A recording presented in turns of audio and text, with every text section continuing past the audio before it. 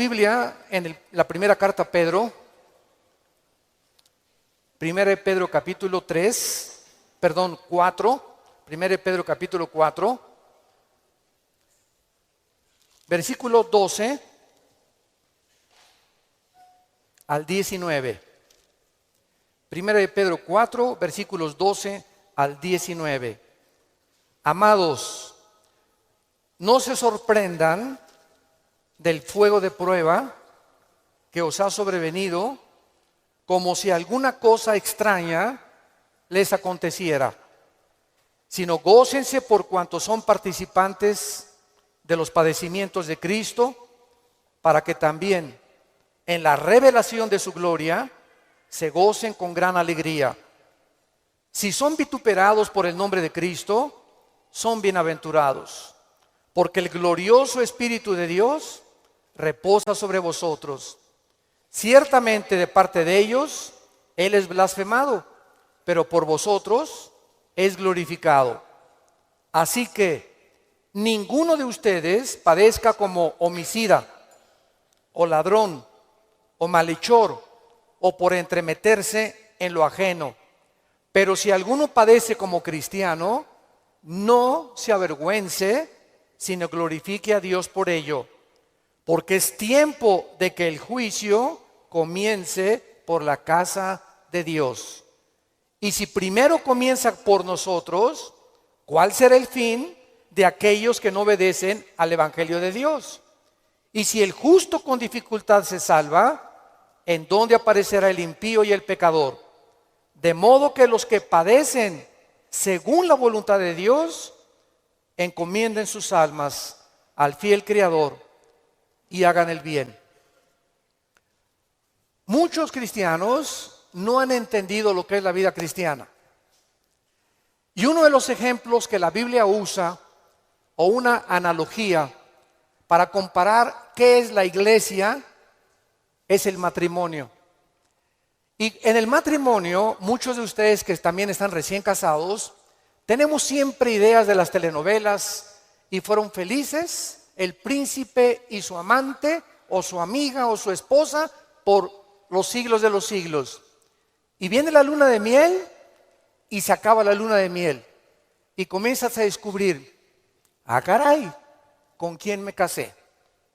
O ah caray, yo no sabía, chiquita, que tenías ese genio. Y yo no sabía que eras tan flojo. Ni sabía que dejabas tus calcetines que huelen a queso manchego cuando te levantas de la cama. Y comenzamos en el matrimonio a salir de la burbuja y del mundo ficticio y fantasioso en el que creíamos que era casarse. Y no sabemos que el matrimonio es algo por lo cual toda la vida se tiene que luchar. Nunca habrá un matrimonio perfecto. Nunca habrá un hombre perfecto. Nunca habrá una mujer perfecta. Por eso el matrimonio es para dos discípulos de Cristo. Un hombre y una mujer que siguen a Dios, es como un triángulo. Y mientras más sigue el hombre a Dios, Dios está hasta arriba y la mujer también. Mientras más seguimos a Dios, más cerca estaremos el uno con el otro. Bueno, la iglesia es lo mismo. Hay cristianos que les han hablado, no, la iglesia cristiana es Disneylandia, Reino Aventura, todo peace and love. Nunca va a haber problemas, nunca va a haber fricciones.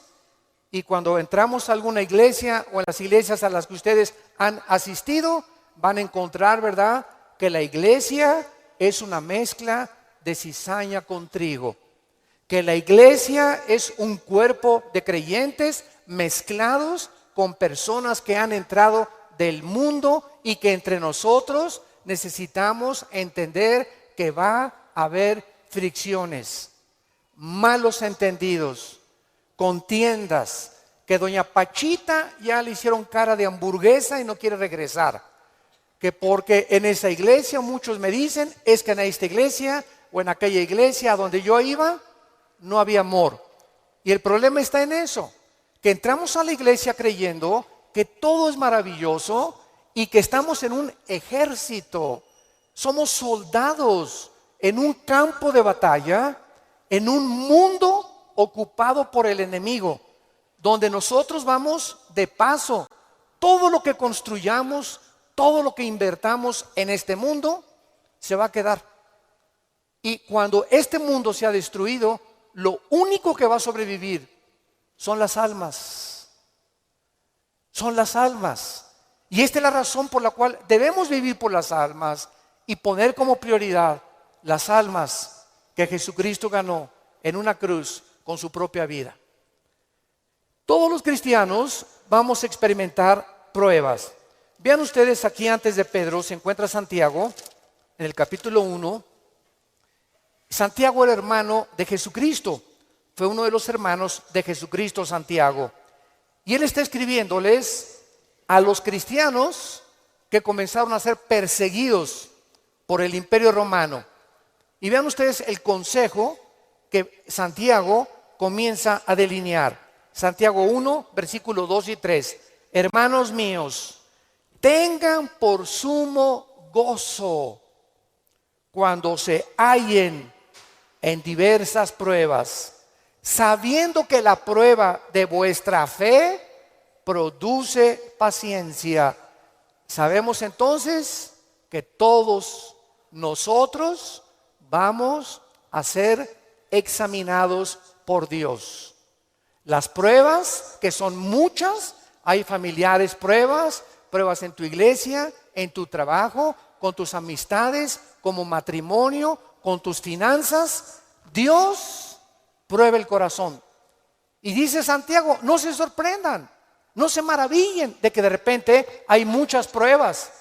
Y en lugar de que la oposición y las pruebas puedan menguar nuestro ánimo, dice Santiago, ¿verdad? Está probándose nuestra paciencia y nuestra fe. Vean ahora aquí, le damos vuelta a primera de Pedro, otra vez, capítulo 1.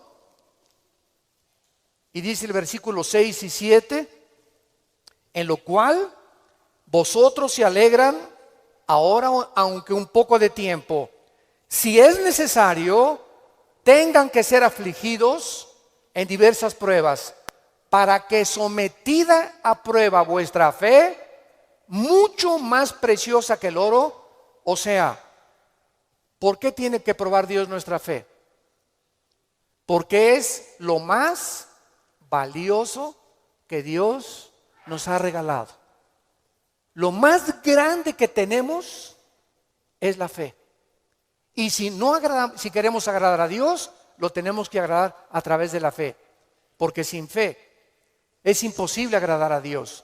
Por lo cual tenemos que entender por qué vienen pruebas, por qué me robaron mi coche, por qué tuve este problema con mi esposa, por qué este problema con mis hijos, por qué este problema en la iglesia, por qué este problema en el trabajo, por qué está el mundo ahorita como una olla hirviendo, donde las naciones están a un punto de una conflagración internacional.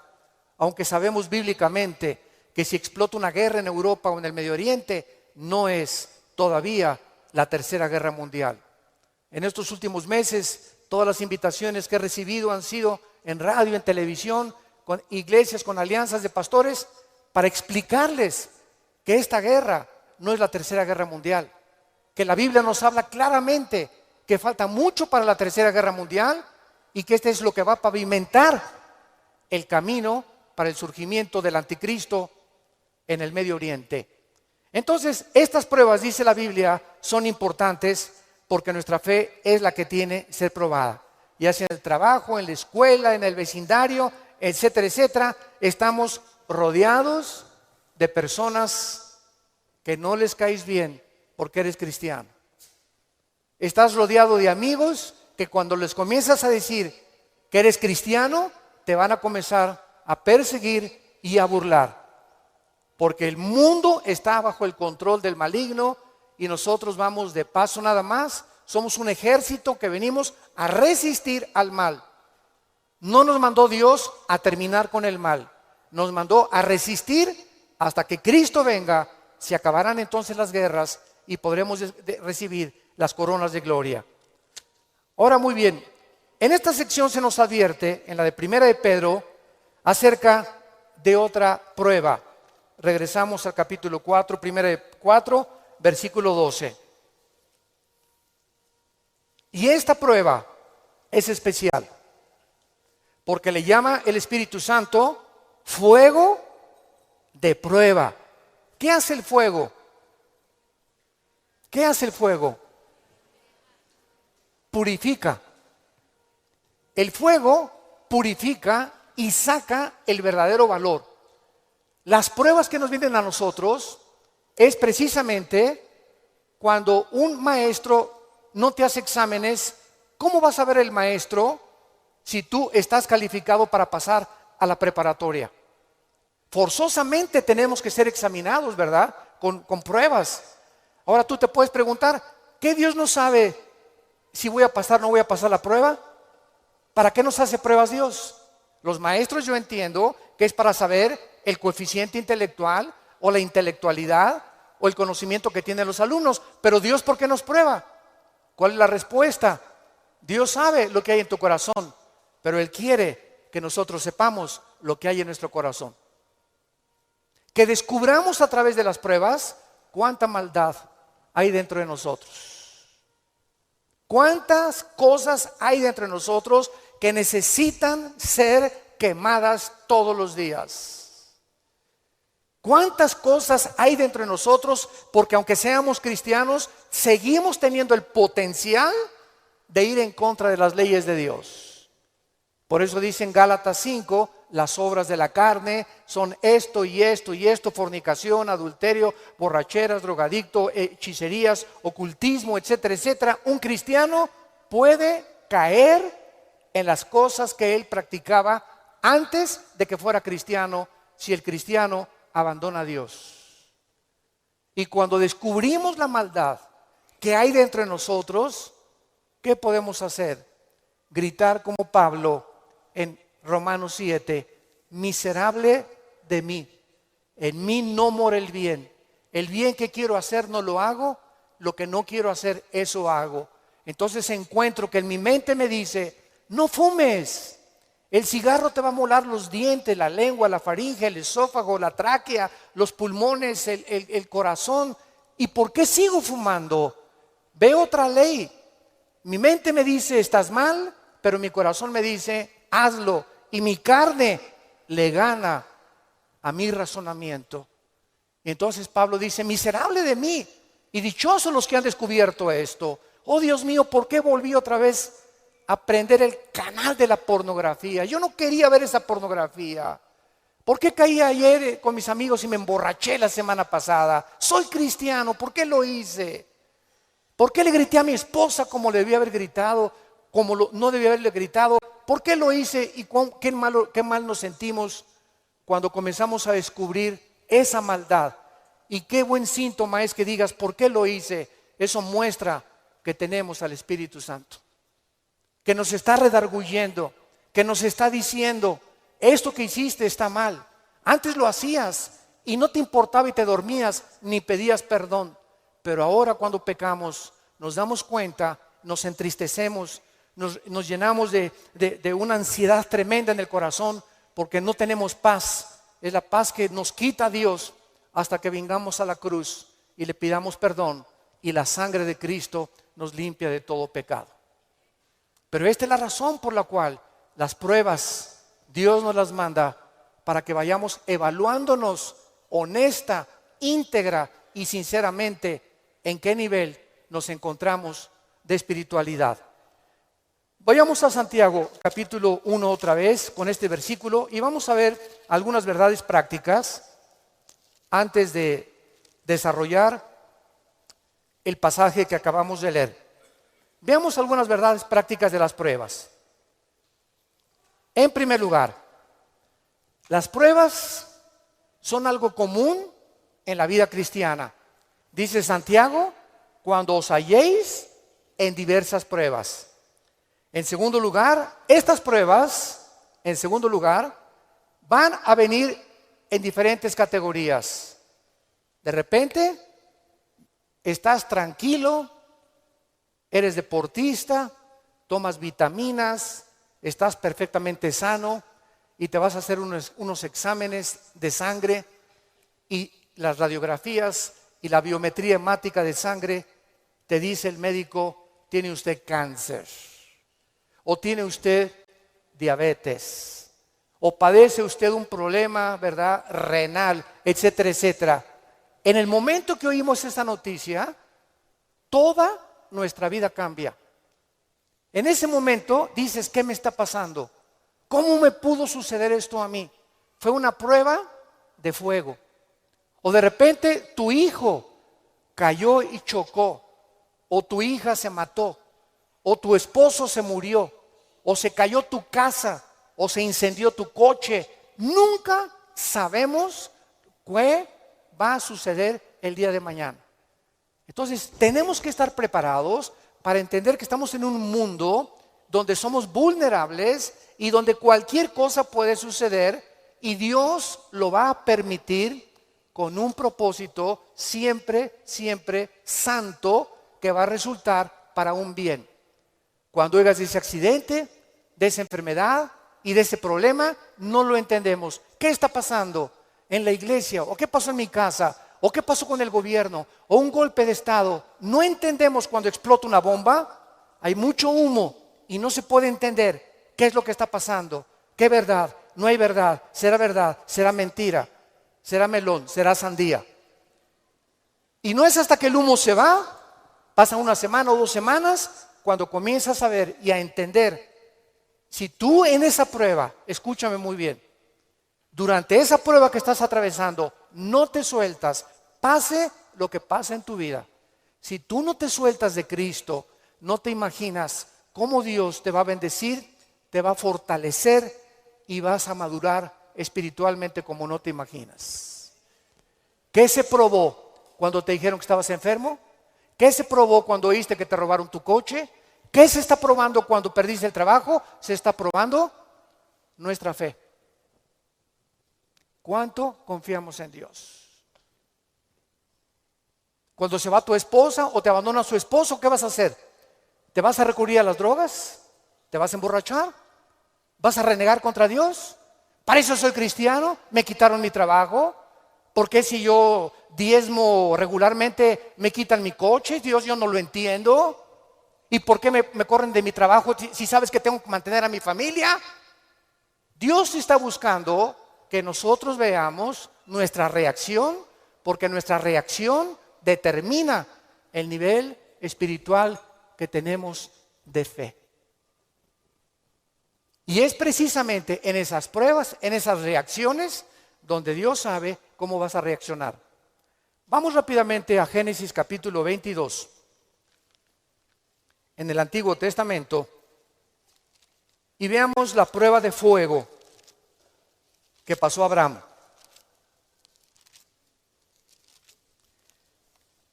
Abraham ya era un hombre maduro,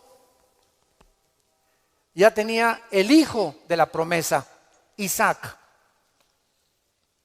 Y Abraham se le llama en Romanos capítulo 4 el padre de la fe. Por algo será, ¿verdad? Por algo será, porque son las pruebas de fuego las que nos gradúan en el ejército de Dios. Las pruebas, no las muchas pruebas, nos van preparando, pero hay una prueba de fuego que es nuestra graduación. Cuando ya Dios se da cuenta que no importa lo que pase en tu vida, nunca te soltarás de Él.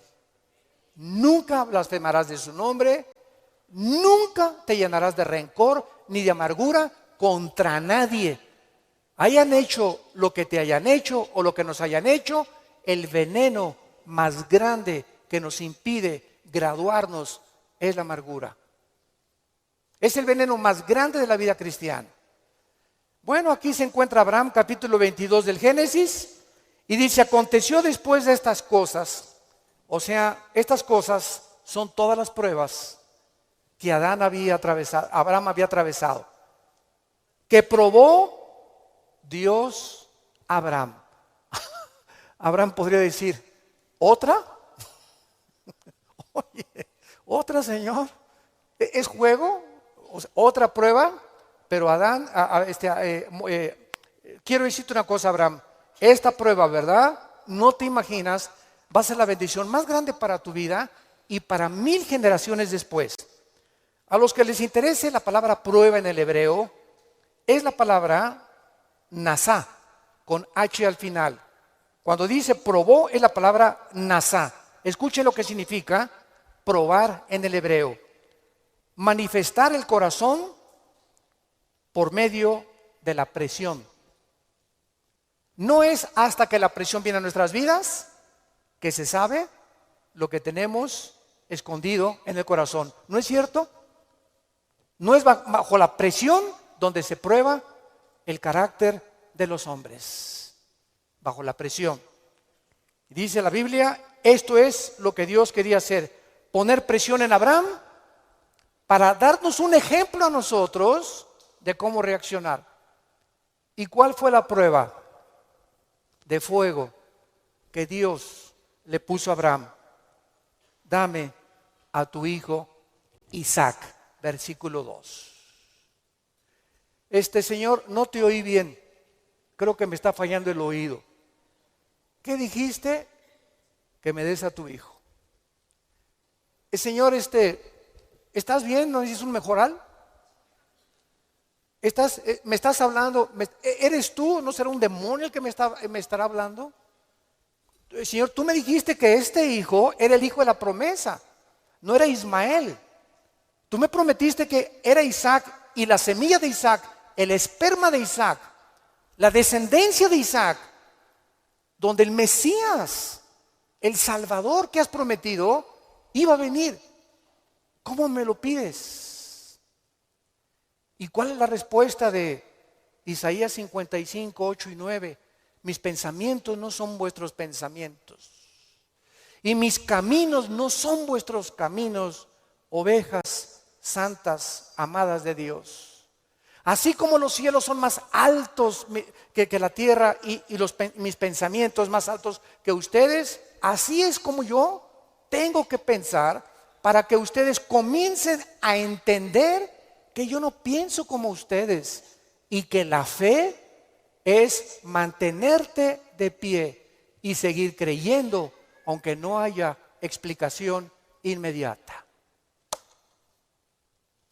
Señor, no entiendo qué pasó con mi casa, no entiendo por qué perdí el trabajo, no entiendo lo que está pasando, no entiendo esto, no entiendo aquello, pero como dijo Job, aunque tú me matares, seguiré confiando en ti.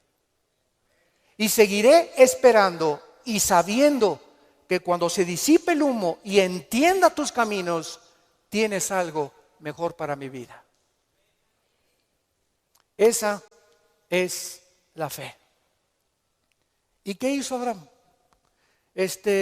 No abrió la boca, no discutió. No vemos aquí que se puso al brinco con Dios.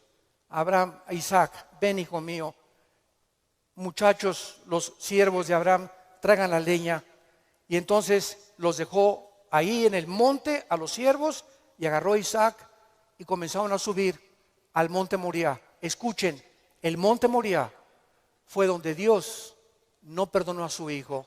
Dios perdonó a Isaac, pero Dios no perdonó en el mismo monte a su hijo Jesucristo 4000 años después. Y cuando iban camino al monte, le dice Isaac a Abraham: Padre, ¿dónde está el sacrificio? Y Abraham no le dice nada. Dios proveerá. Y entonces se acuesta Isaac y lo amarra a Abraham. Y cuando levanta la mano, dice el versículo 10 y el versículo 11, y extendió Abraham su mano y tomó el cuchillo para degollar a su hijo. Entonces el ángel de Jehová le dio voces desde el cielo y dijo: Abraham, Abraham. Y él respondió: heme aquí. Y dijo: no extiendas tu mano sobre el muchacho, ni le hagas nada, porque ya conozco que temes a Dios, por cuanto no me rehusaste darme a tu hijo. Dios, síganme con cuidado, no estaba buscando el sacrificio de Isaac.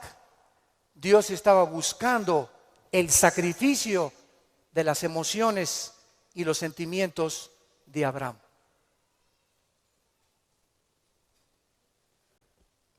Abraham tenía que pasar la prueba de morir a sus emociones y a sus sentimientos y amar a Dios con todas sus fuerzas y con todo su corazón, escúchenme, más que a su hijo.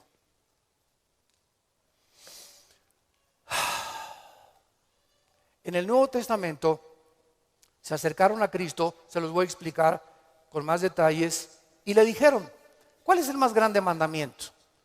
Y contestó Jesucristo, amarás a Dios con todo tu corazón, con todas tus fuerzas y con toda tu alma, y a tu prójimo como a ti mismo.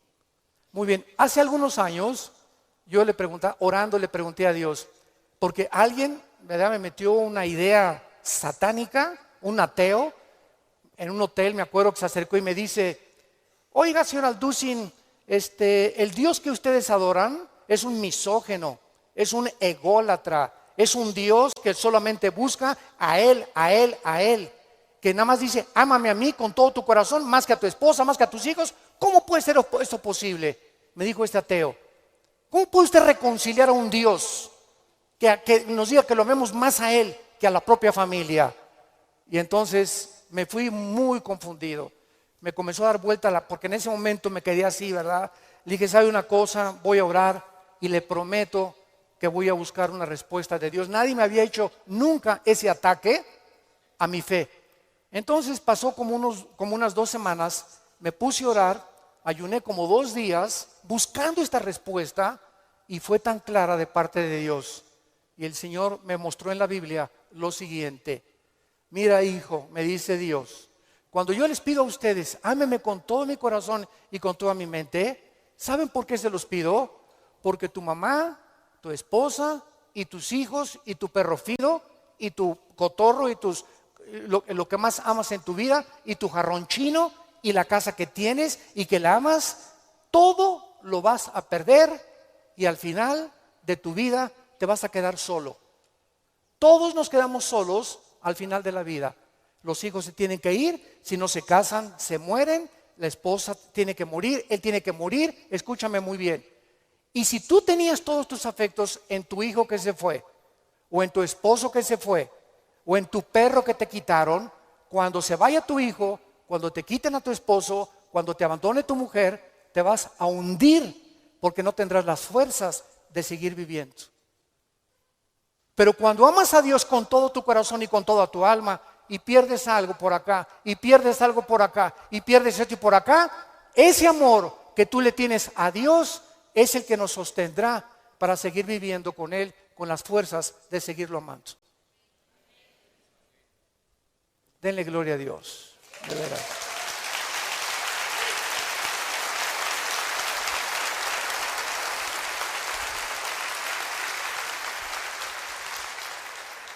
La fe es creer aunque no entendamos. Si Dios lo dijo, tiene una razón. Detrás de cada mandamiento de Dios se encuentra la sabiduría de Dios. Cuando Dios le dice a los jóvenes, no forniquen ni tengan relaciones sexuales antes de casarse, gritan los jóvenes y protestan los jóvenes. ¿Nos quieres quitar la felicidad? ¿Qué tiene? ¿Así nos vamos a conocer mejor antes de casarnos? Pero detrás de esa prohibición que Dios tiene es el inmenso amor que Él nos dio desde la cruz. Por amor te lo digo, jovencita, te dice Dios, por amor que te tengo, joven que me escuchas. Tú no te imaginas las consecuencias de la fornicación.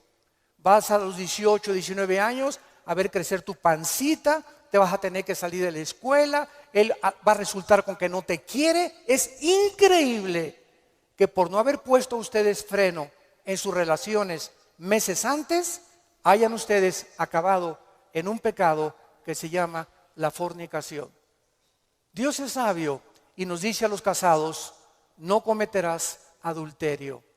Dice Salomón en Proverbios 6, versículo 32, el que comete adulterio es falto de entendimiento, corrompe su alma el que tal hace.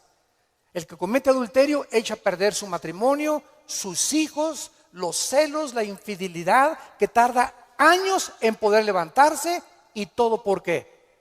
Por tu ego, por tu orgullo, por tu vanidad de creer irte con una muchacha más joven o con otro hombre sin tomar en cuenta a tu propia familia.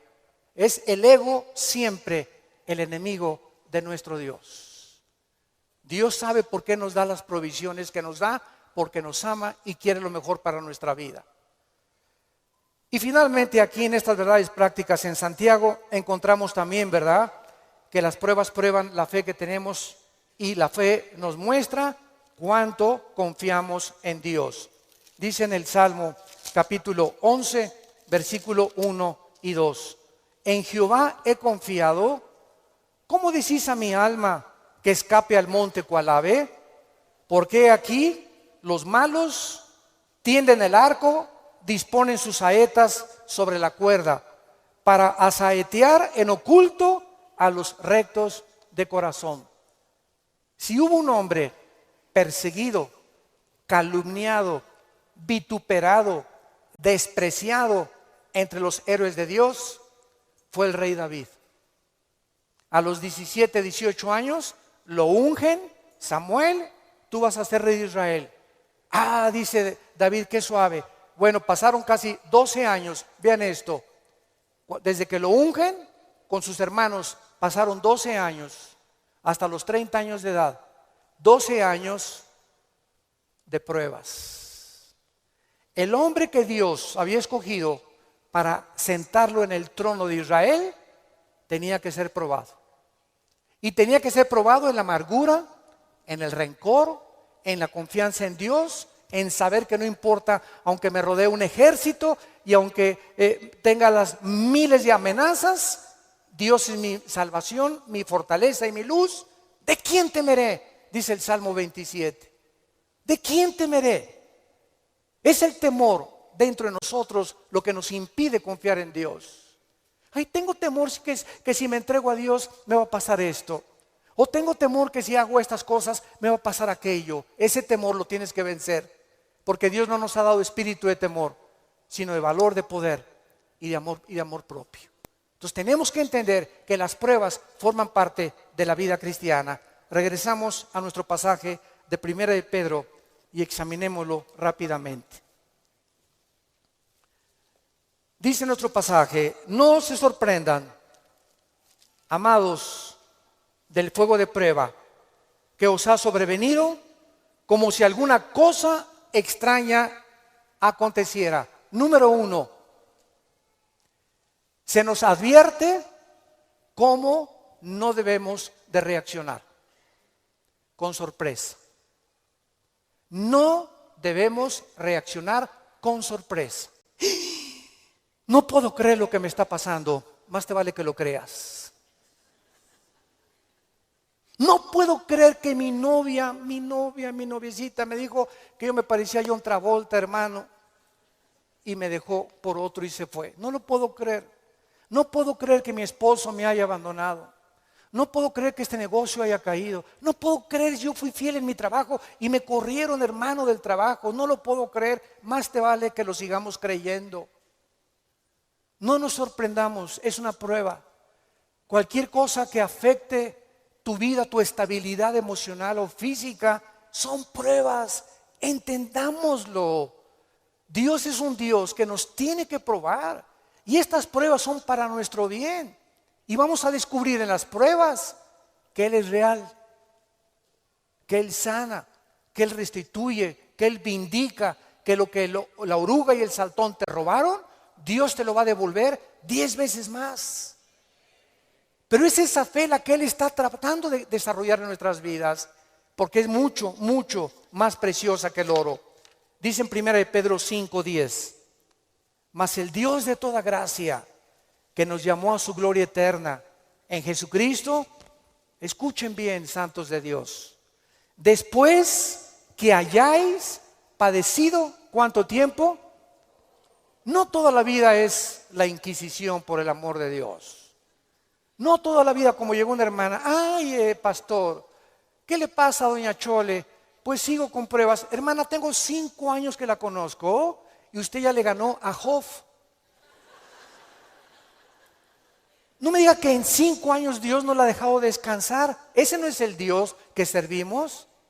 Dice claramente que las pruebas son temporales, de vez en cuando Él cree conveniente que la necesitamos atravesar. Después que hayáis padecido un poco de tiempo, vean ustedes el propósito. Él mismo os perfeccione, afirme, fortalezca y establezca después de las pruebas.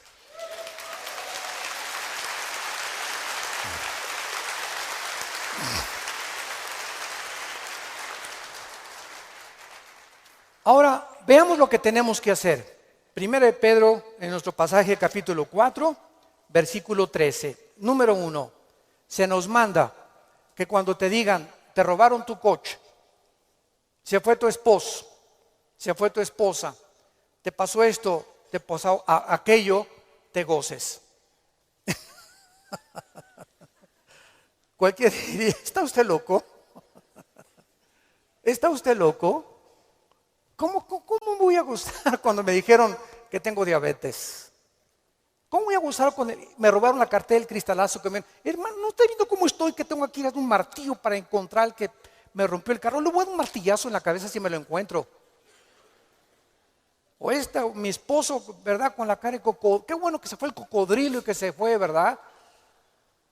Ten mucho cuidado que tu reacción sea de gozo. Y les voy a explicar lo que se encuentra detrás. Cuando Job llegaron y le dijeron, quemaron tu rancho, tus camellos, tus ovejas, tus vacas y tus hijos. Y estoy seguro, por la clase de esposa que tenía, que si ella se lo hubieran llevado, hubiera estado más contento. Y a propósito, Dios se la dejó a ella.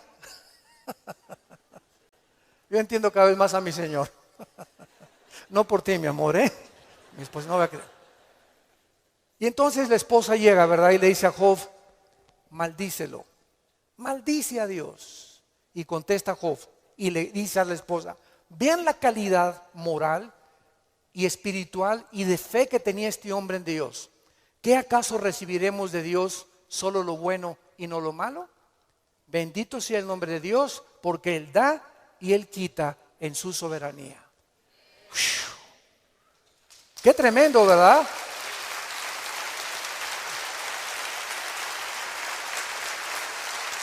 Qué tremendo. Entonces, en ese momento, cuando somos asaltados por dudas y malas noticias, en otras palabras, porque son malas noticias, en ese momento tengamos mucho cuidado de no permitirle a nuestro corazón que nos gobierne la lengua, porque de la abundancia del corazón habla la boca. Entonces, en lugar de proferir maldiciones o acusaciones, o eres tú Dios, o compartirlo con otras personas, híncate. Filipenses 4, 6 y 7. Híncate y dale a conocer a Dios. Señor, no entiendo lo que está pasando. No entiendo por qué me pasó esto. ¿Por qué esta enfermedad? Oh Dios, no entiendo, pero quiero seguir confiando en ti. Solo te pido que mientras esto pasa y no lo entiendas, me fortalezcas y me muestres la razón para que yo pueda seguir bendiciéndote y adorándote. Es el tiempo más difícil de nuestra vida cuando no entendemos lo que está pasando. Vamos rápido a 2 Corintios capítulo 12. 2 Corintios capítulo 12 y veamos lo que le pasó al apóstol Pablo y la forma como él reaccionó. 2 Corintios 12.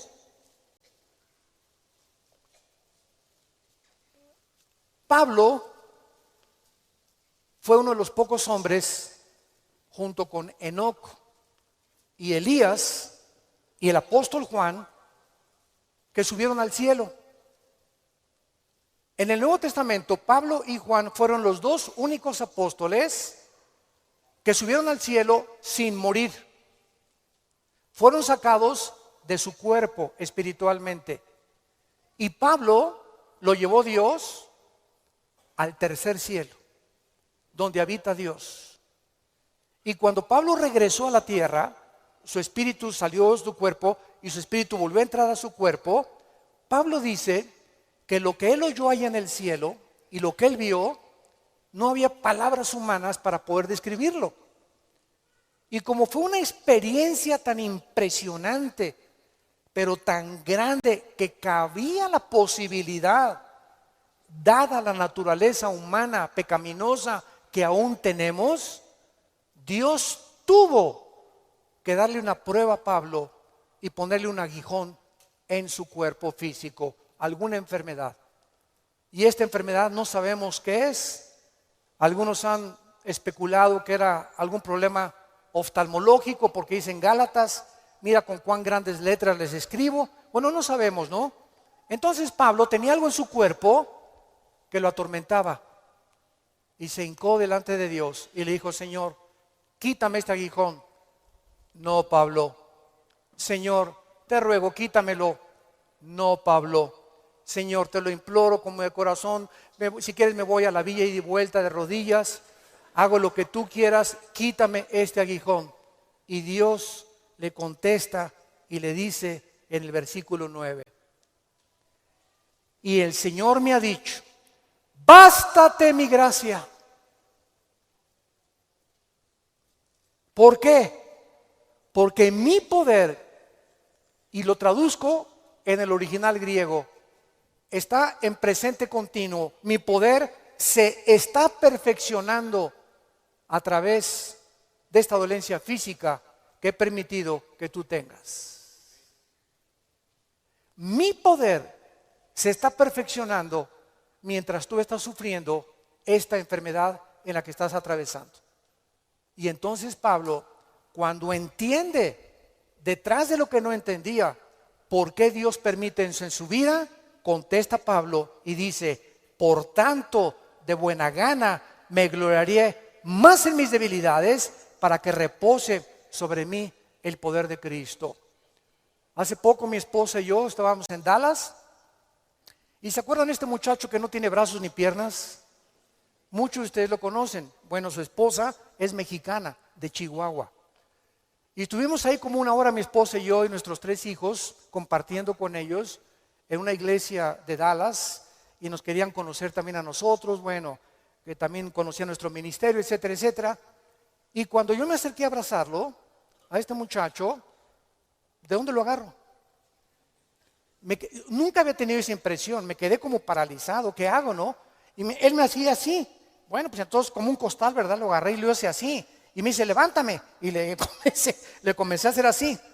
Y entonces le pregunté y le dije, sinceramente, platicando con él, ¿por qué nos dijiste que quién era feliz? Y entonces en la reunión que él tuvo, le preguntó a la gente: ¿quién de ustedes es feliz? Y muchos que estaban: yo sí o no. Y me dice: yo les quiero contestar algo. Dios permitió que naciera sin brazos y sin piernas para que yo fuera un testimonio que la felicidad no se encuentra en estar completo, sino en tener el poder de Dios viviendo en tu vida.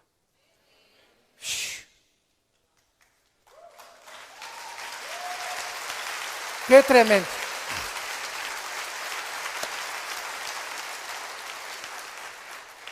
Mi esposa y yo nos bañamos de lágrimas. Tenemos piernas, tenemos brazos, tenemos casa, Conflex, un carro, lo que sea, nuestros hijos, y estamos descontentos.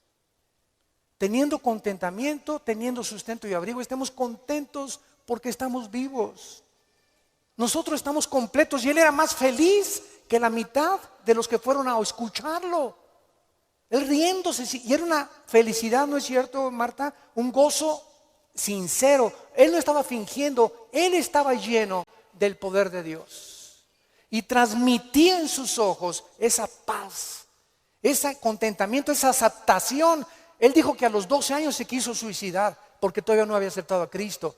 Y se metió y dice: ¿cómo me suicido? ¿Con qué? Ni modo que agarre una pistola y le haga así, ¿verdad?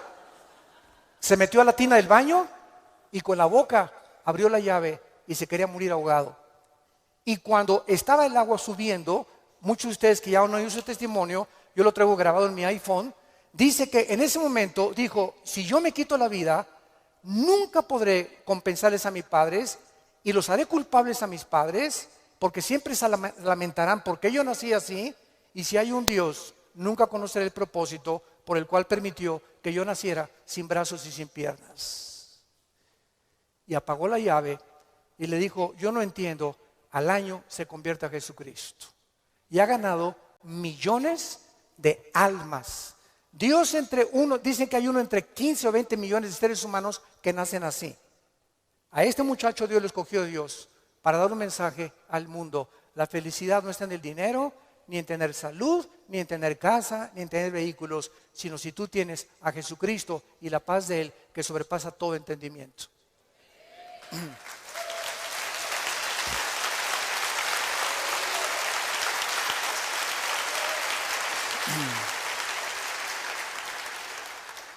Y finalmente regresamos a nuestro pasaje de 1 de Pedro capítulo 4, dice así, gócense, versículo 13, por cuanto son participantes de los padecimientos de Cristo, para que también en la revelación de su gloria se gocen con grande alegría. En penúltimo lugar, las pruebas nos están haciendo parecernos más a Jesús. Porque es precisamente en las decepciones, en las desilusiones, en las traiciones, en la persecución, en el abandono de tu esposa, en la muerte, etcétera, etcétera, en todas estas cosas que forman parte de la vida, donde comenzamos a entender que no nos sorprendamos, estamos en un mundo muy feo, donde el pecado abunda. Este grupo de ISIS en el Medio Oriente ya no son seres humanos, son zombies, son monstruos, seres humanos deshumanizados completamente, sin ningún sentimiento, sin ninguna emoción, sin ningún corazón, ninguna conciencia. A los niños ahora los enseñan a ellos que a las víctimas les corten la cabeza y jueguen fútbol con las cabezas para desensibilizarlos y deshumanizarlos a los 8 años de edad. Ese es el mundo que vivimos. ¿Nos sorprende? No nos sorprende, porque la Biblia dice, según de Timoteo 3, vendrán tiempos feroces, peligrosos, hombres amadores de sí mismos, donde no les importará absolutamente nada más que su ego y su propia vanidad, y el imperio y el espíritu de control. Todo espíritu que quiera controlar y dominar a los demás es un espíritu de brujería. ¿Se acuerdan a Cristo antes de morir? Que llegan los hijos de Zebedeo con la mamá. Oye, cuando vengas, quiero que mi hijo Pancho y Pancholín se sienten junto a ti. A este nómbralo ministro de Hacienda y procurador de la República. Y entonces Cristo, viendo que sus discípulos estaban a punto de morir crucificados, estaban buscando posiciones de liderazgo y de control y de autoridad. Y les dije, Cristo, eso los reyes de la tierra, los gobernantes buscan estas cosas, dominar y controlar a los demás.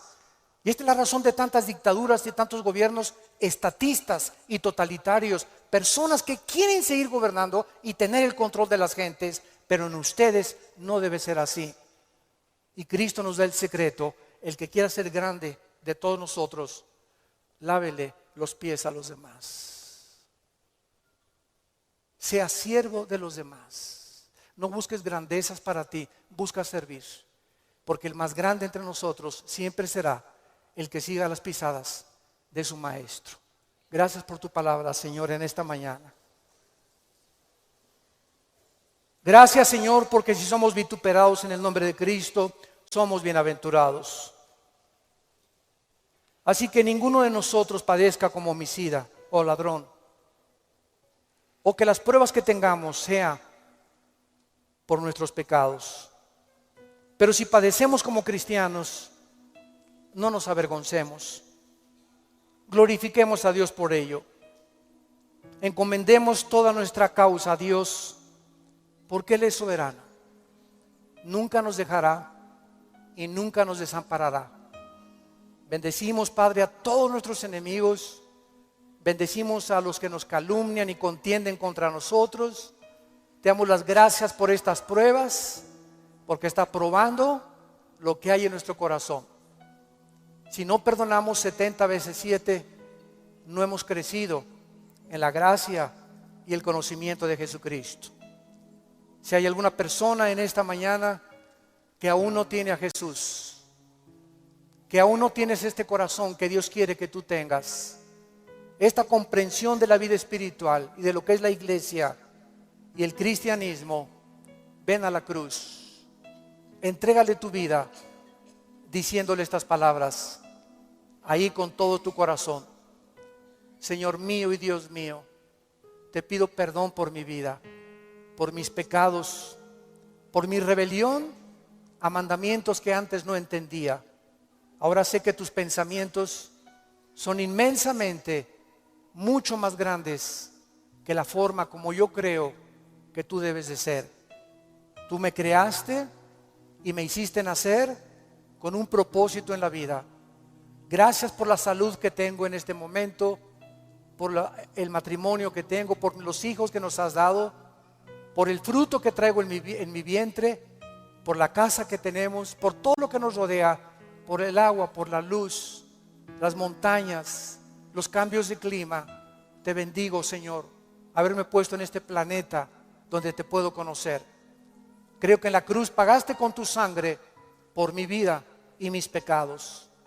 Y te pido, Jesús, porque creo que a los 3 días resucitaste de los muertos, que entres a mi corazón como mi Señor y mi Salvador, en el nombre de Jesús. Y estamos con la serie sobre los misterios de Dios. Esta es una serie que iniciamos y que está profundizando, o estamos profundizando en aquellas cosas que estaban escondidas en el Antiguo Testamento, y que cuando vino Jesucristo comenzó a corrernos el velo de aquello que estaba escondido o no comprendido en el Antiguo Testamento, y que ahora ya no es un misterio. Por ejemplo, en 1 Corintios 15, 51 al 53, Pablo dice: he aquí os digo un misterio. ¿Qué misterio está Pablo tratando de revelarnos? El rapto de la iglesia, que muchos de nosotros no vamos a experimentar la muerte. Y ahí lo explica Pablo: muchos no vamos a dormir, vamos a ser transformados. ¿Por qué Pablo menciona que el arrebatamiento de la iglesia era un misterio? Porque en el Antiguo Testamento nunca nadie se imaginó que habría una generación en el futuro que no íbamos a morir. Y ojalá que nosotros seamos esa generación que vamos de repente a desaparecer en el mundo y estar con el Señor Jesucristo. Por eso era un misterio. En el Antiguo Testamento era un misterio el Sheol. ¿Qué es el Sheol?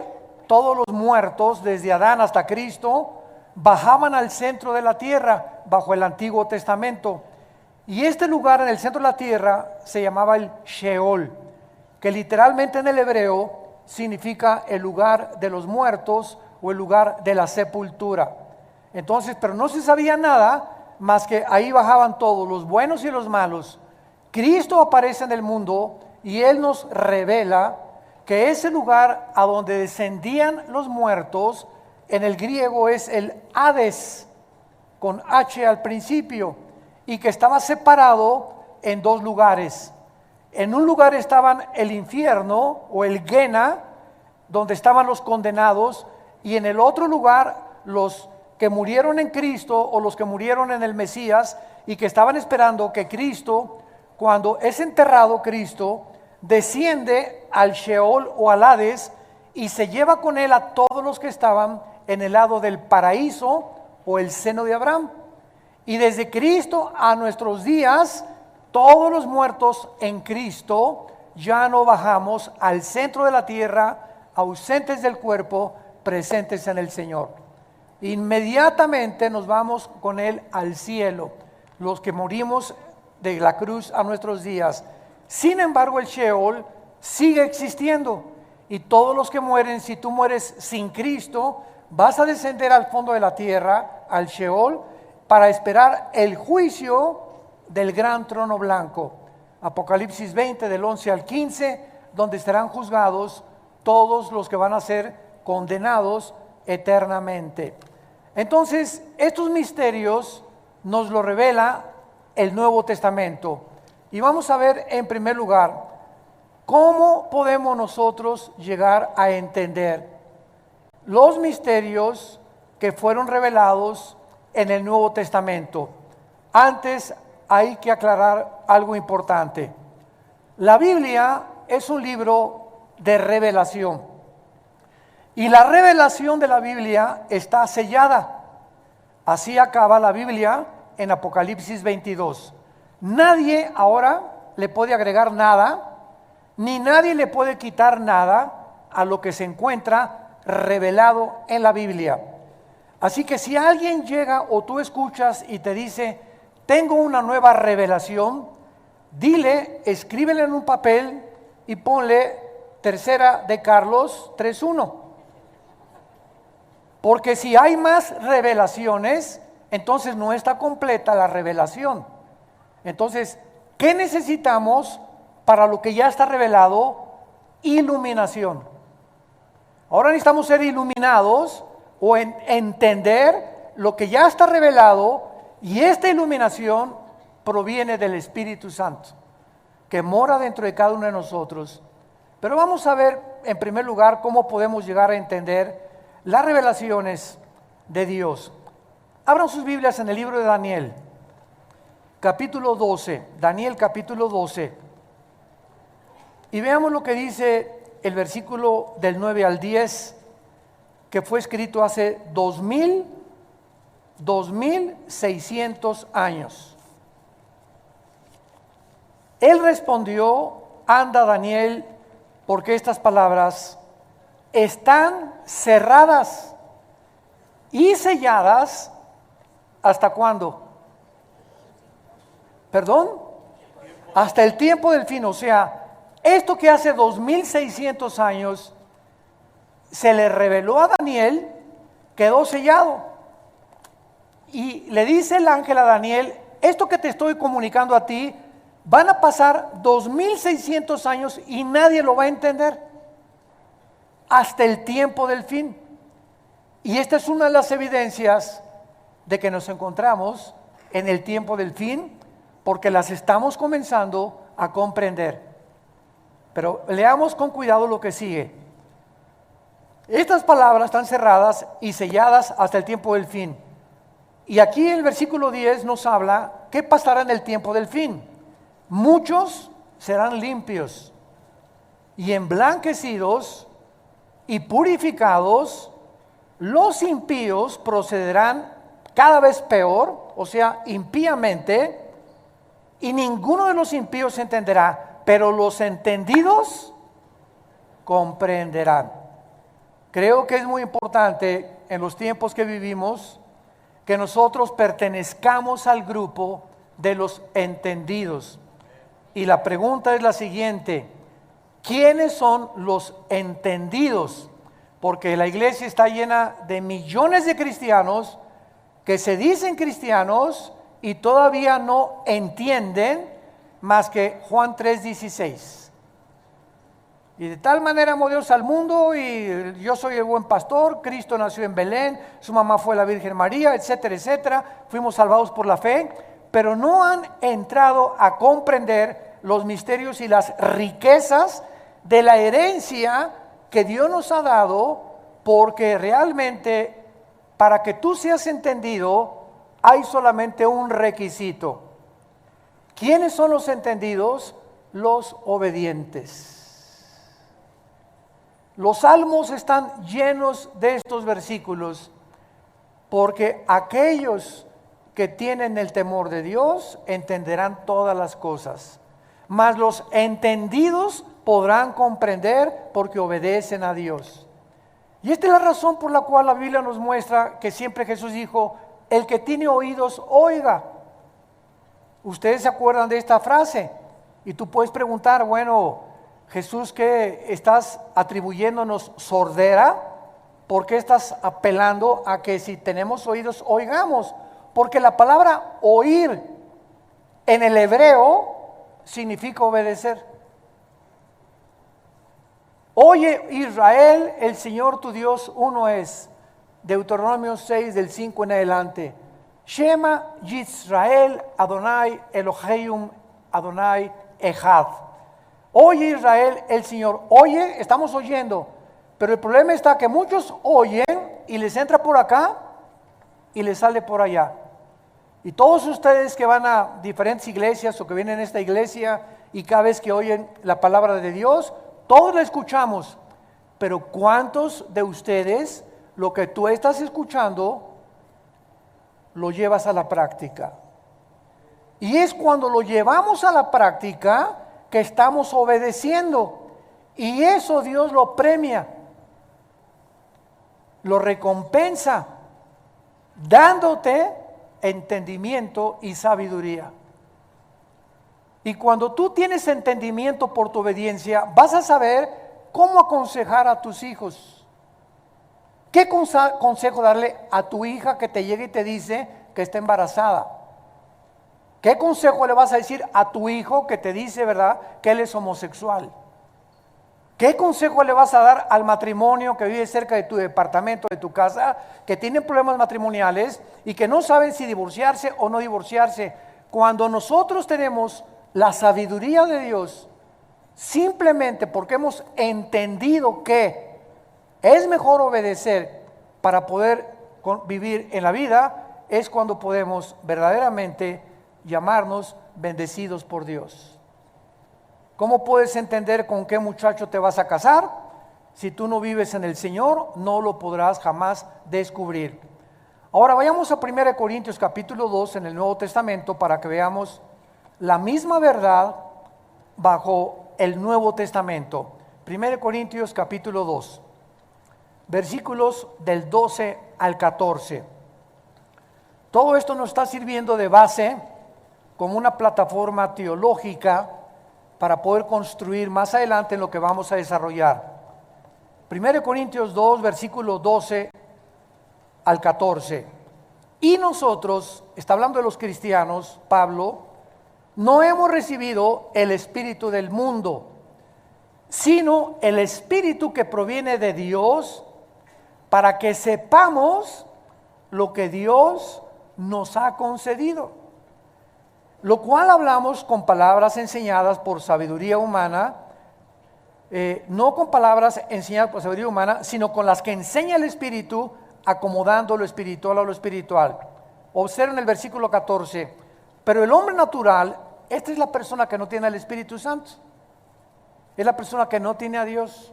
Se le llama natural porque esta palabra, suchikos en el griego, significa que es una persona que depende 100% en su carne, en su intelecto, y no tiene que ver nada con la revelación de Dios.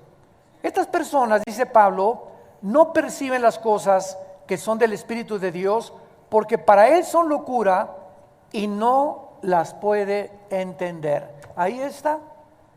Por eso vienen los ateos con 3 doctorados en ciencias políticas, un ateo con 2 licenciaturas en astrofísica o en astronomía, y cuando se enfrentan a este libro, choca la mente natural, choca con las cosas del Espíritu, porque para ellos es locura.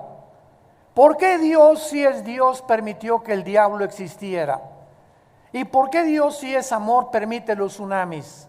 ¿Y por qué Dios permite tanta miseria y tanta pobreza en el mundo? Estas preguntas que abundan en las mentes no solamente de los no cristianos, sino también nosotros, con la diferencia que ellos no tienen respuestas.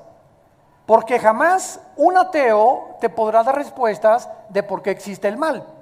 Y como nosotros somos los únicos que podamos darle al mundo respuestas de por qué existe lo que existe, nos preguntan a nosotros. Qué chistoso, ¿verdad? No se preguntan entre ellos, vienen con nosotros demandando que nosotros les demos respuestas. Y es muy fácil la respuesta, ¿verdad? O sea, una persona que piensa de esta manera es una persona que está diciendo esto. Mira Dios, ese Dios que existe en la Biblia, yo no lo entiendo. ¿Cómo es posible que haya permitido matar a los cananitas, y la Biblia está llena de sangre, y le permitiste a Abraham que se fuera a Cancún con Sara, y que naciera Ismael, ¿verdad? Y permitiste que David matara a un soldado y tuviera un hijo con Betsabé. Este Dios yo no lo entiendo. En otras palabras, si yo fuera Dios, ¿sabes qué, Dios? Yo haría mejor papel que tú. Es lo que están diciendo.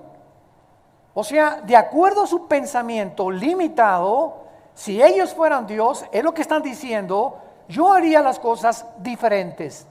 Yo no hubiera permitido la pobreza, yo no hubiera permitido las cosas malas, porque ese es el Dios que ellos se han fabricado. O sea, un Dios de peace and love. Pero cuando entramos a la Biblia nos damos cuenta que el Dios de la Biblia, sus pensamientos no son como los nuestros.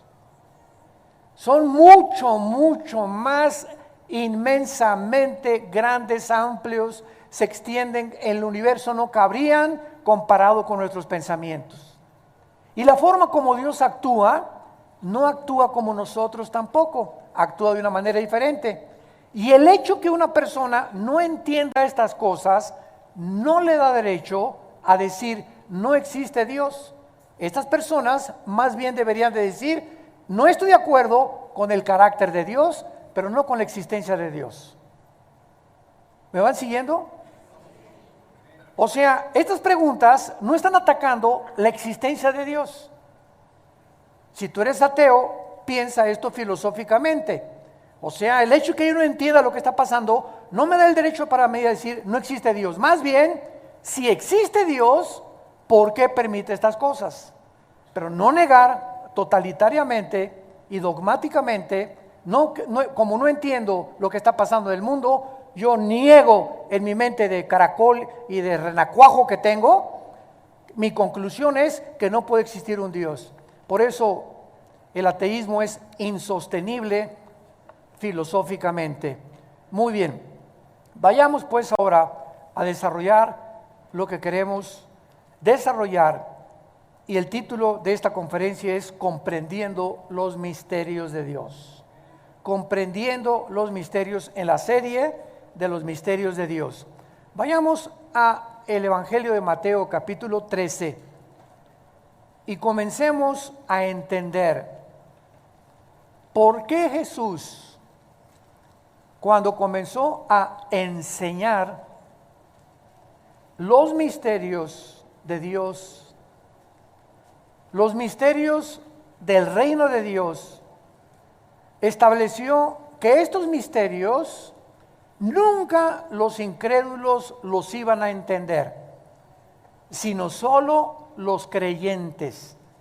En otras palabras, como vimos en Corintios, el hombre natural no entiende las cosas de Dios porque son locura, pero Dios nos las reveló a nosotros, porque tenemos al Espíritu Santo, que es el que nos abrió la mente, y Él es el único que puede, de los quién sabe cuántos niveles tiene la mente impresionante, consciente, subconsciente, inconsciente, etcétera, etcétera. Soñamos y siguen preguntándose, ¿qué son los sueños? ¿Cómo puede la mente percibir que estoy platicando con una persona que no he conocido? Yo entiendo que hay sueños que han impresionado nuestro inconsciente o experiencias que hemos tenido y que se repiten en el inconsciente cuando soñamos. Pero hay cantidad de personas que tenemos en la mente que nunca hemos sabido, platicando con ellas o con tu papá que se murió o lo que sea. ¿De dónde vienen todos estos sueños? Todas estas circunstancias. Te sueñas en un barco, te sueñas en una motocicleta, te sueñas corriendo, te sueñas que te van persiguiendo, te sueñas que te van a matar. ¿De dónde viene toda esta gama de pensamientos que no están limitados al cerebro? Porque el cerebro no produce los sueños, así como el hígado produce la bilis o la vesícula biliar y los intestinos o el estómago, los jugos gástricos. El sueño, el cerebro no produce esto, sino que cuando entramos a los pensamientos y a los sueños, nuestra mente se desliga y nuestra mente entra en una dimensión espiritual. en una dimensión que no es la de nosotros. Y estamos dormidos y estamos actuando en diferentes lados con diferentes personas que son reales. Y dices tú, ¿quién me metió estos pensamientos o estos sueños a la mente? ¿No se lo han preguntado? Es uno de los misterios más grandes que existen. Simplemente nos demuestra, ¿verdad?, que los pensamientos y los sueños están separados de las neuronas cerebrales y que es un mundo completamente diferente. Por eso los demonios, que son entidades espirituales, tienen acceso a nuestros pensamientos. 1 Timoteo 4:1 dice: en los últimos tiempos el Espíritu dice que muchos apostatarán de la fe, escuchando a demonios con doctrinas erróneas a la Biblia. ¿Cómo que escuchando? Yo me preguntaba, ¿qué audiblemente oímos a un demonio? No, simplemente tienen la capacidad, estas criaturas que están en la dimensión de nuestra mente y de nuestros sueños y nuestros pensamientos, tienen la capacidad de entrar y inyectarnos ideas de suicidio. Ideas que te dicen, tú eres hombre, pero no eres hombre, recuerda que eres mujer. Y si eres mujer, no, tú no eres mujer, eres hombre, y te pueden llegar a convencer al grado, como dicen muchas personas, cambian de género. Y ahí está el famoso transgénero, ¿verdad? Seres humanos que le dicen a Dios, yo no estoy de acuerdo con la genética que tú me diste, ni con la biología que tú me diste, yo no soy hombre, yo soy mujer. Y me voy a operar mis genitales y me voy a vestir como mujer porque yo estoy atrapado como mujer en un cuerpo de hombre. Esta pregunta, les pregunto a ustedes, ¿esta cuestión es física o es mental? Es mental. O sea, ¿de dónde vienen estas ideas a esa persona en la mente? Ellos no lo saben, nosotros sí lo sabemos. Es un problema espiritual, mental, que te llega alguien a querer robar tu identidad. Se llama el robo de la identidad. Porque a Satanás le interesa que tú pienses que no eres lo que Dios te creó.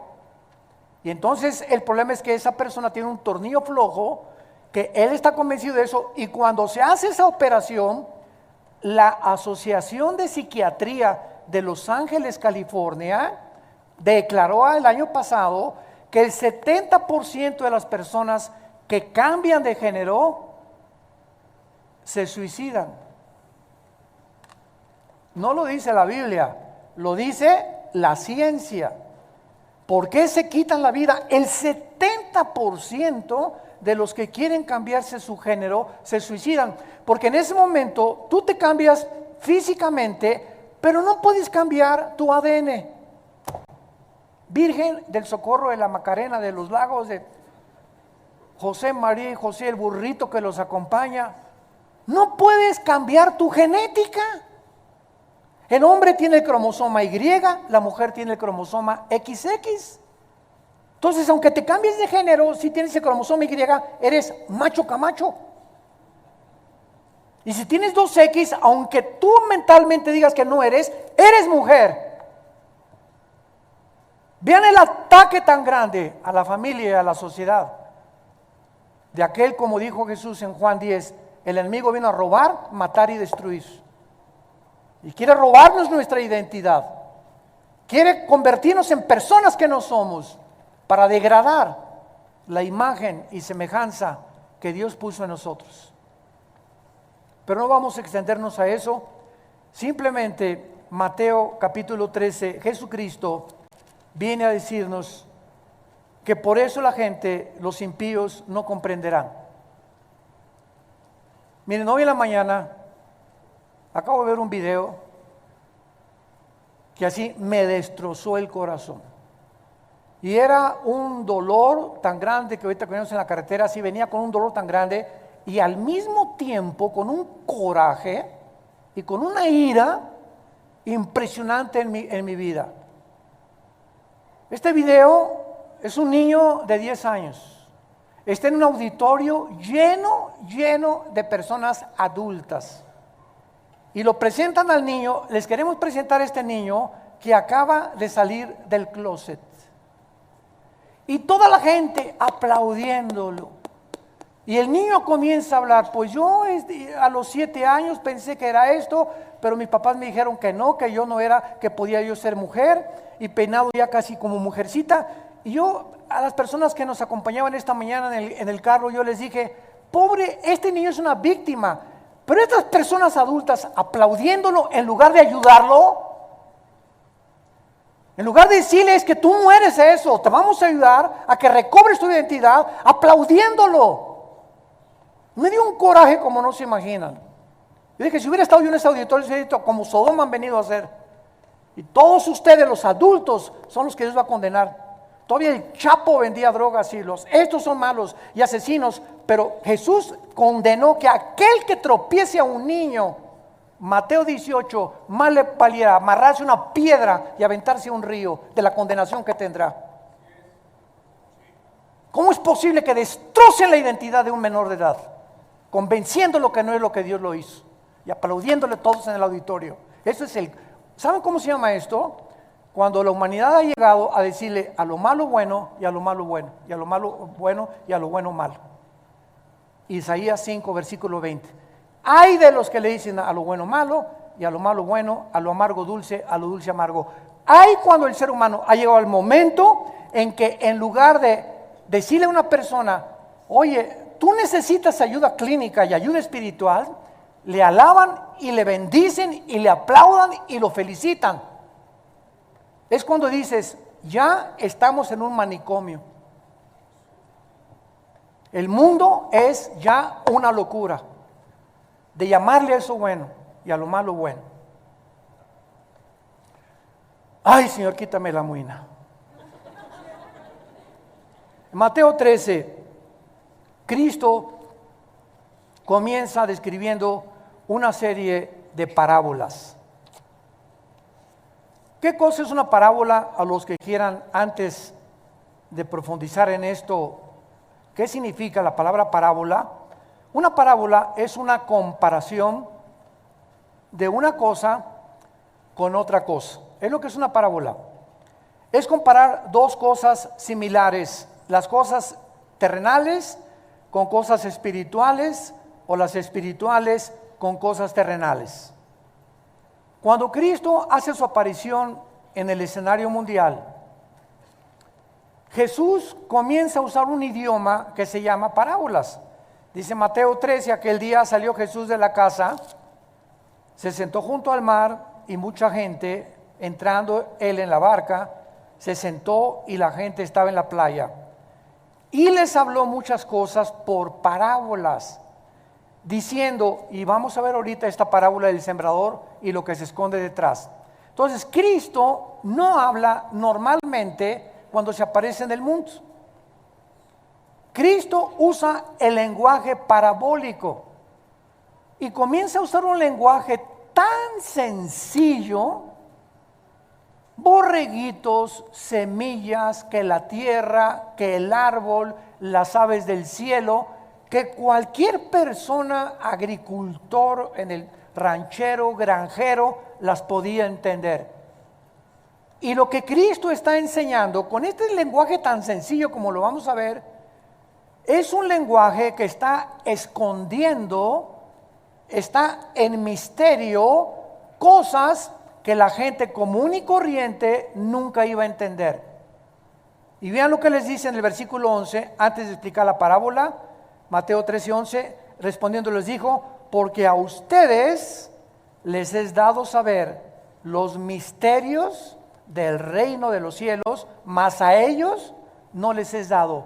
Por eso Jesús hablaba en parábolas, para que solamente las entendieran y las personas que le querían seguir y las personas que le querían obedecer, el Espíritu Santo les abriera el entendimiento y comprendieran las cosas que trascienden el intelecto finito y limitado del ser humano. Lo hizo a propósito.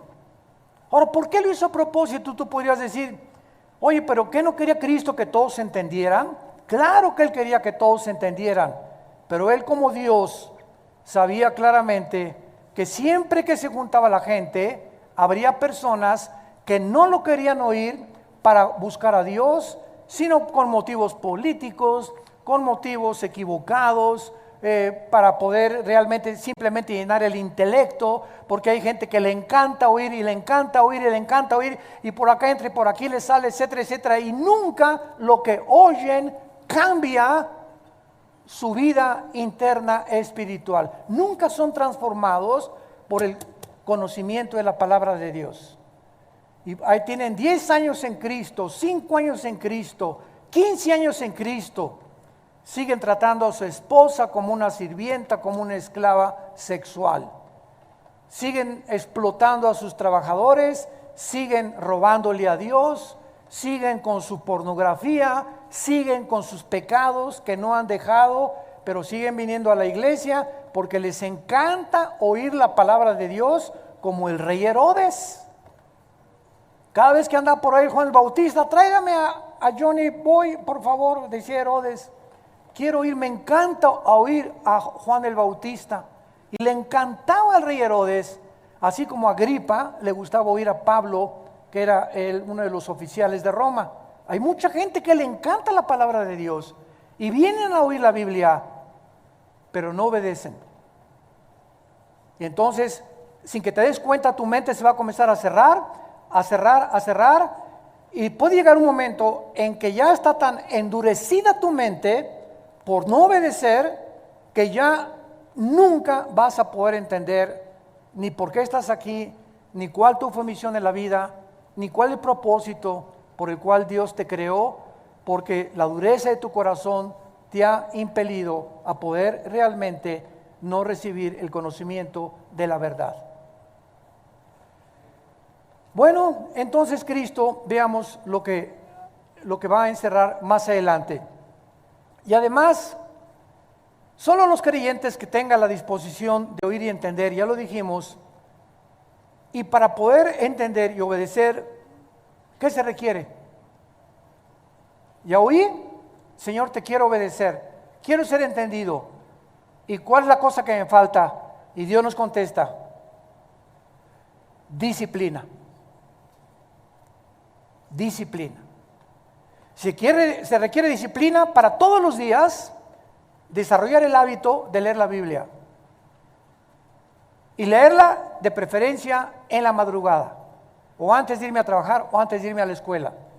Se requiere disciplina para antes de acostarme, tanto en la mañana como antes de acostarme, recargarme, ya vi las noticias, media hora apago todo y tengo la palabra aquí y comienzo a leer los salmos, los proverbios, a pensar en ella, etcétera, etcétera, y me duermo con la palabra de Dios.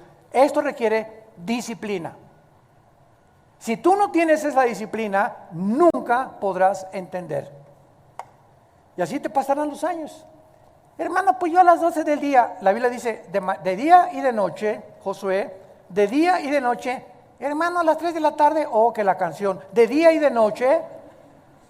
Hermano, yo nada más en la noche, de día y de noche, meditarás, estudiarás en esta palabra que yo te doy.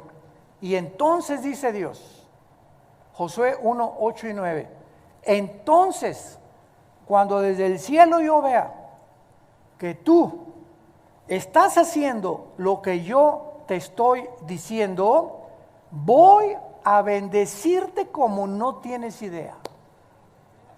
Vas a prosperar en todas las cosas que tú hagas en la vida. Te voy a dar dirección a tu vida. Vas a perder la incertidumbre de, ¿y si sube el petróleo y el peso? ¿Y si hay recesión? Vas a vivir tranquilo porque vas a comenzar a depender directamente de mí y de ninguna circunstancia que te rodee en el mundo que vives.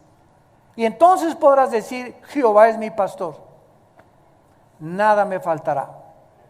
Cuando de día y de noche medites en esta palabra y hagas lo que en ella está escrito.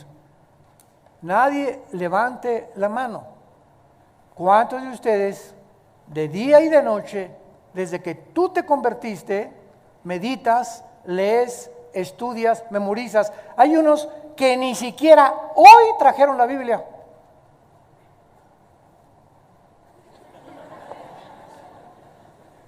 Yo no veo que sacan la estampita de Santadeo.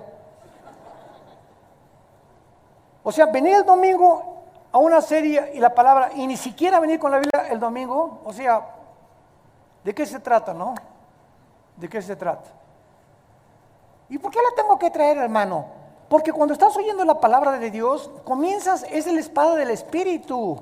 Dice en Efesios 6, entonces Mateo, y le buscas y pues ya llegaste tarde, pero ya el Mateo, y comienzas a buscarle, y que pues Miqueas, y que Amós, y comienzas a tener destreza en el manejo de las Escrituras, comienzas a adentrarte, a conocerla, a relacionarte, porque si no tienes un contacto con la Biblia, ¿cómo te vas a relacionar con ella?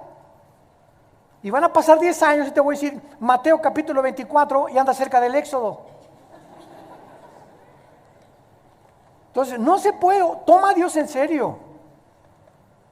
Santos de Dios, tomen a Dios en serio. Estamos en tiempos que tal vez de los más difíciles de la historia del mundo.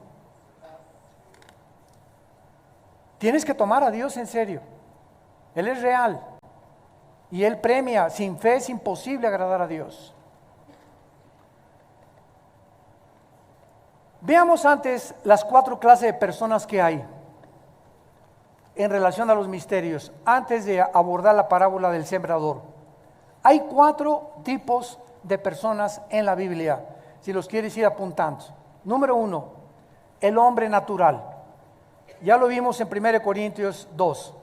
Esta es la persona no salva, por la que es imposible conocer los misterios de Dios o la mente de Dios.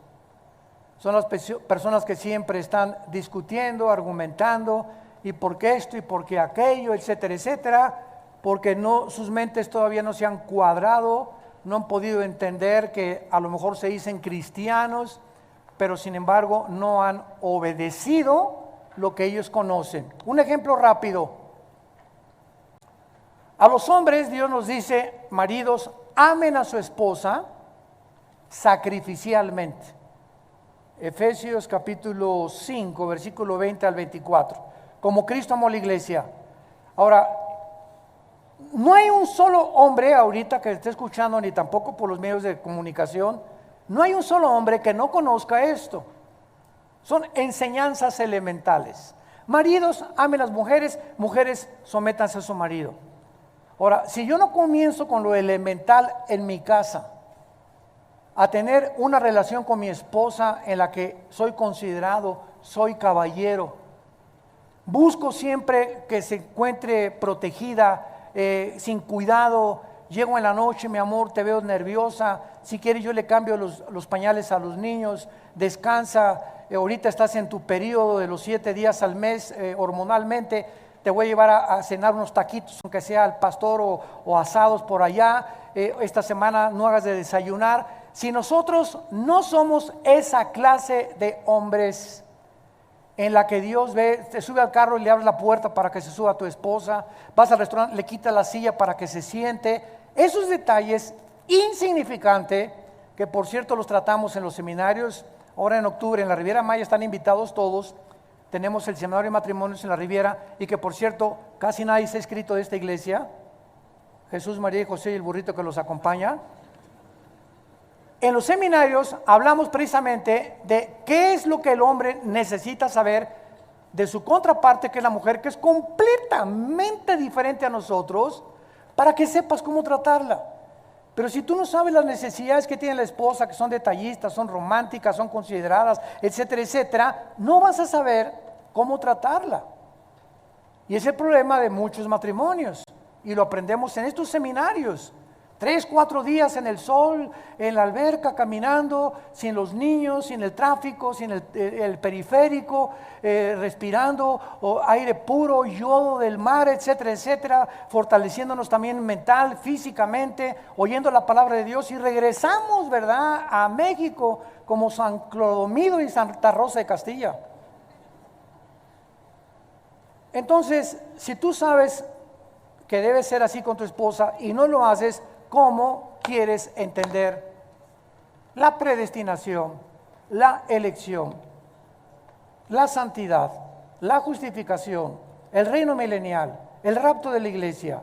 ¿Cómo quieres entender las cosas que quieres entender sin que te des cuenta que traes un peso que te está impidiendo entender? ¿Cuál es? La falta de obediencia. Porque la casa es el gimnasio de Dios. Comencemos en nuestra casa. Y si en tu casa no comienzas con tus hijos y con tu esposa, no trates de convertirte en un teólogo, porque habrá un impedimento que te impedirá conocer por tu falta de obediencia. Número 2, la segunda clase de persona son los niños espiritualmente. O sea, son cristianos, pero son niños porque se acaban de convertir, tienen 1 o 2 años de cristianos. Vean 1 Corintios 3, versículo 1. 1 Corintios 3, 1. De manera que yo, dice Pablo, hermanos, no les pude hablar como a espirituales, sino como a carnales, como a niños en Cristo. Estos cristianos de Corintio eran tan inmaduros que Pablo no podía hablarles de lo que estamos hablando en esta mañana, de los misterios de Dios. Ahorita ustedes están recibiendo no leche, ustedes están recibiendo en esta mañana comida sólida. Estamos partiendo bisteces, cosas profundas de la palabra de Dios. Pablo no podía a los corintios hablarles de esta manera. ¿Por qué? Porque era una bola de peleoneros, chismosos, borrachos, parranderos, jugadores, etcétera, etcétera. Trataban mal a la esposa, mal ejemplo a los hijos, y la Biblia los califica como niños espirituales. Estas personas solo pueden recibir la leche. Vean una parábola. Los niños recién nacidos, ¿les puedes dar una chuleta de puerco? ¿Por qué? Porque no tienen dientes, ni siquiera jamoncito. El alimento para un niño recién nacido es la leche de la mamá, con todos los minerales, vitaminas que la leche que Dios puso en la leche de la mamá. Y el niño lo único que hace es chupar y dormir, chupar y dormir. Esa es la vida de un niño nada más. Ya al año, pues jamoncito picado, gerbercito, etcétera, etcétera. Y mientras va creciendo, el alimento va aumentando en densidad. Ya hasta los 3, 4, 5 años ya comienzan a comer carne, etcétera, etcétera. Lo mismo es espiritualmente. Los niños cristianos que se acaban de convertir, pues no entienden las cosas profundas de la palabra de Dios. ¿Por qué? Porque no tienen los dientes todavía para masticar y se pueden empachar. Como una señora que hace algún tiempo me habló a las 3 de la mañana, doña Chole. Pastor, ¿qué doña Chole? Yo ya tenía una jeta así de este tamaño, ¿por qué me despierta? Yo ya la conocía, doña Chole, y sabía a lo que iba. ¿Qué quiere doña Chole? Pues mire, le quiero preguntar, ¿por qué Job esto y el otro? Doña Chole, usted tiene 6 meses en Cristo. ¿Por qué quiere meterse con el libro de Job, con el libro de los reyes, con Amós, con Ezequiel, con Zacarías, cuando usted debe comenzar con los evangelios de Juan en adelante? Usted, le dije, está empachada a las 3 de la mañana. Entonces, cuando un niño en Cristo quiere meterse con libros de la Biblia que ya requieren cierto conocimiento y cierto ABC, pues no lo vas a entender.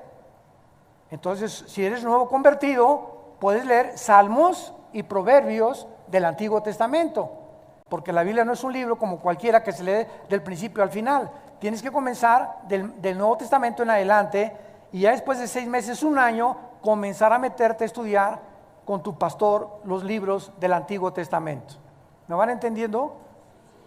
Entonces, es igual que en el mundo terrenal. Dice en Hebreos capítulo 5, explicando Pablo lo que estamos tratando de comunicarles, estas palabras. Hebreos 5, del 11 al 14. Acerca de esto, tenemos mucho que decir, difícil de explicar, por cuanto os habéis hecho tardos para oír, porque debiendo ser ya maestros, después de tanto tiempo, tienen necesidad de que se les vuelva a enseñar cuáles son los primeros rudimentos de la palabra de Dios. Y habéis llegado a ser de tales que tienen necesidad, ahí está, de leche y no de alimento sólido. Y todo aquel que participa de la leche es inexperto en la palabra de justicia porque es niño, pero el alimento sólido es para quienes, para los que han alcanzado la madurez. Y vean cómo se alcanza la madurez. Los que por el uso tienen los sentidos. ¿Cuáles son los sentidos? Vista, oído, olfato, gusto y tacto. Los 5 sentidos del alma. Los que han desarrollado lo que ven, lo que oyen, lo que se llevan a la boca, lo que sienten, estos en el discernimiento del bien y del mal. Cuando tú caminas en la calle y ves una muchacha guapa, en el caso de los varones, comienzas a disciplinar tus ojos y dices, ¿para qué la sigo viendo si no es mi esposa? ¿Para qué la sigo viendo? Oye, vean, cierra los ojos. Cuando pasas por un restaurante y tienes la glucosa muy alta de más de 130, 140, que ya tienes casi diabetes, ¿para qué te paras en una panadería a ver los croissants y las conchas? O sea, ¿para qué te paras porque estás sufriendo, ¿no es cierto? Esa muchacha no se va a ir conmigo, es croissant, no me lo voy a llevar. Entonces, ¿por qué nos gusta sufrir? ¿Por qué nos gusta atormentarnos? Ahora, si yo tampoco puedo tocar cosas, ¿verdad? Con mis 5 sentidos, o oler cosas, o ver cosas, o oír cosas, ¿por qué entonces me atormento oyendo chistes groseros de mis amigos en el trabajo, en lugar de decirles con permiso ya me voy? Ay, sí, ya San Francisco y así ya se fue, que digan misa y que digan lo que quieran. Pero si tú no disciplinas tus oídos, tus ojos, tú lo que te entra a la boca y lo que comes, y no tienes un dominio propio de tu vida, no vas a pasar al alimento sólido. Disciplina. Para comer, para ver, para los hábitos, para hacer ejercicio, sexualmente, en todo en la vida necesitamos disciplina. Somos soldados de Dios. Somos el ejército de Dios. Y un soldado no puede sobrevivir en el campo de batalla si no ha sido antes disciplinado a obedecer. En tercer lugar tenemos al hombre espiritual. 1 Corintios 2 del 11 al 13, el que sea disciplinado para mantener una comunión ininterrumpida con Dios mediante la palabra, la estudia, la reflexiona, por lo que puede comprender los misterios de Dios. ¿Cuál es el proceso para entender los misterios de Dios? Llegar a la madurez. Llegar a la madurez. Y finalmente el hombre carnal. 1 Corintios capítulo 3, versículo 2. Les di a beber leche y no vianda. La vianda es el alimento sólido. Porque aún no eran capaces, ni sois todavía, porque aún son, ¿qué? Carnales. Pues habiendo entre ustedes celos, contiendas, disensiones, ¿no son carnales y andan como los hombres? Esa es la cuarta persona en la Biblia. Los naturales, el niño espiritual, el creyente espiritual y el hombre carnal. El que busca llenar sus necesidades a través de las cosas mundanas, va al cine, no es malo ir al cine, pero va al cine 5 veces a la semana. No es malo ver la televisión, pero la ve 3 horas diarias. No es malo leer libros que no sean de la Biblia, si son de física, química, de historia, etcétera, etcétera, pero no te pones a leer literatura barata, ni te pasas 2 horas en el internet chateando, o qué piensa esto, ¿con quién se casó la reina de España? ¿Con quién se casó Meghan? Ella está embarazada, Meghan. ¿Y con quién y qué vestido va a usar para la boda? Impresionante cómo se meten en tantas Ya no lo digo. En tantos rollos. Pero les encanta, ¿verdad? Meterse en todo lo del mundo. Llega mi esposa a veces y me dice, pues fíjate que estuve con unas amigas y su conversación fue simplemente esto, ¿verdad? ¿Y qué Megan? ¿Y qué pasó? ¿Y qué le pasó? ¿Y está embarazada? ¿Y no está embarazada? Digo, está bien tener algún conocimiento de esas cosas, ¿no? Pero no estar chateando. ¿Y ahora qué amaneció? ¿Qué hizo Megan? ¿Y qué hizo la princesa de Leticia? ¿Y qué vestido se está poniendo la Leticia? ¿Ya viste que se cambió de vestido ayer? Virgen de la Macarena. Y estamos en un mundo donde todas estas cosas te quitan tiempo de estar en las cosas de Dios.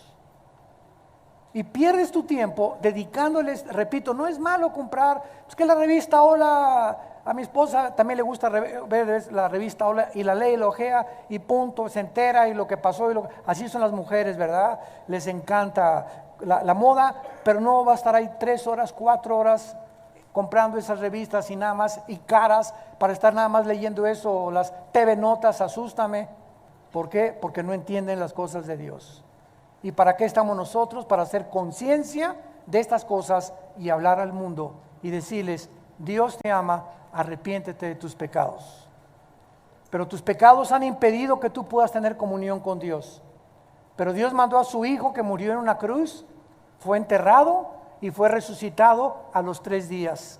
Y Él quiere en esta mañana entrar a tu corazón, cambiar tu manera de pensar, ajustar tu mente, recobrar, darte tu identidad verdadera por la cual Él te creó, para que puedas en el mundo tan corto de la vida que nos ha dado, vivir una vida de propósito y de significado.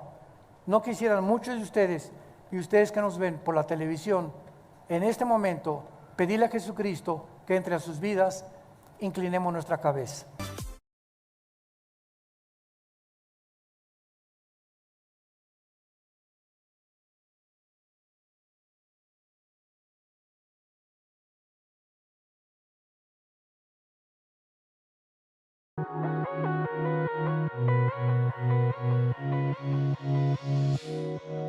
And I